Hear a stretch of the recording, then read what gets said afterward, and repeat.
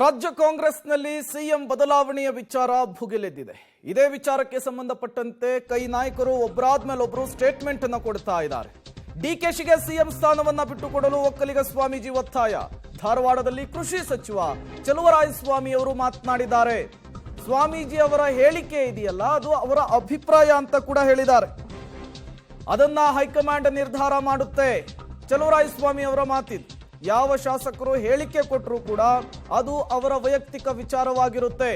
ಯಾರು ಯಾವಾಗ ಸಿಎಂ ಆಗಬೇಕು ಆ ಸಮಯದಲ್ಲಿ ಆಗೇ ಆಗ್ತಾರೆ ಅಂತ ಹೇಳಿ ಧಾರವಾಡದಲ್ಲಿ ಚಲುವರಾಯಸ್ವಾಮಿ ಅವರು ಶ್ರೀಗಳ ಹೇಳಿಕೆಯ ವಿಚಾರಕ್ಕೆ ಸಂಬಂಧಪಟ್ಟಂತೆ ಡಿಕೆ ಶಿವಕುಮಾರ್ ಸಿಎಂ ಆಗ್ತಾರೆ ಅನ್ನುವಂತಹ ವಿಚಾರಕ್ಕೆ ಸಂಬಂಧಪಟ್ಟಂತೆ ಮಾತನಾಡಿದ್ದು ಹೀಗೆ.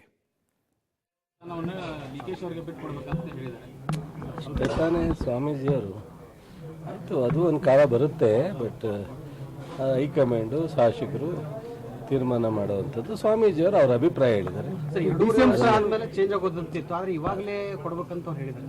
ಅದೆಲ್ಲ ನಮಗೆ ಒಂದು ಪಕ್ಷ ಇದೆ, ನಮ್ಮ ಪಕ್ಷದಲ್ಲಿ ಹೈಕಮಾಂಡ್ ಇದೆ, ಅದನ್ನು ಮೀರಿದಂಥ ಶಾಸಕರಿದ್ದಾರೆ. ಸೊ 2 ವರ್ಷಕ್ಕೋ 2.5 ವರ್ಷಕ್ಕೋ 1 ವರ್ಷಕ್ಕೋ ಅದೆಲ್ಲ ತೀರ್ಮಾನ ಮಾಡೋದು ಆ ವೇದಿಕೆಯಲ್ಲಿ ಮುಖ್ಯಮಂತ್ರಿಯವ್ರನ್ನ ಇದನ್ನು. ಈಗ ಸ್ವಾಮೀಜಿಯವರು ಅವರ ಅಭಿಪ್ರಾಯವನ್ನು ವ್ಯಕ್ತಪಡಿಸಿದ್ದಾರೆ. ಹೇಳಿ, ಅವರವರು ಸ್ವಂತ ಅಭಿಪ್ರಾಯನ ಹೇಳಿದ್ದಾರೆ. ಅದು ತಪ್ಪೋ ಸರಿನೋ ನಿರ್ಧಾರ ಮಾಡ್ತಕ್ಕಂಥದ್ದು ಪಕ್ಷಕ್ಕೆ ಬಿಟ್ಟಿದ್ದು. ಬಟ್ ಅಲ್ಟಿಮೇಟ್ ಯಾರೆಷ್ಟೇ ಹೇಳಿದ್ರೂ ಪಕ್ಷವೇ ತೀರ್ಮಾನ ಮಾಡುತ್ತೆ. ಪಕ್ಷಕ್ಕೆ ಈಗ ಅವರು ಒಬ್ಬರು ಡಿಕೆ ಶಿವಕುಮಾರ್ ಪಕ್ಷದ ಅಧ್ಯಕ್ಷರಾಗಿದ್ದಾರೆ. ಪಕ್ಷದಲ್ಲಿ ಎಲ್ಲರಿಗಿಂತ ಪಕ್ಷದ ಬಗ್ಗೆ ಕಮಿಟ್ಮೆಂಟ್ ಇರ್ತಕ್ಕಂಥ ವ್ಯಕ್ತಿ. ಸೊ ಇದು ಇಂಡಿವಿಜುವಲ್ ಅಭಿಪ್ರಾಯ ಮುಖ್ಯ ಅಲ್ಲ.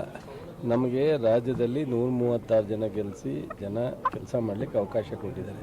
ಯಾವ್ಯಾವಾಗ ಯಾರ್ಯಾರು ಮುಖ್ಯಮಂತ್ರಿ ಆಗಬೇಕು, ಮಂತ್ರಿ ಆಗಬೇಕು ಅನ್ನೋ ನಿರ್ಧಾರನ ಪಕ್ಷನೇ ತೀರ್ಮಾನ ಆಗುತ್ತೆ.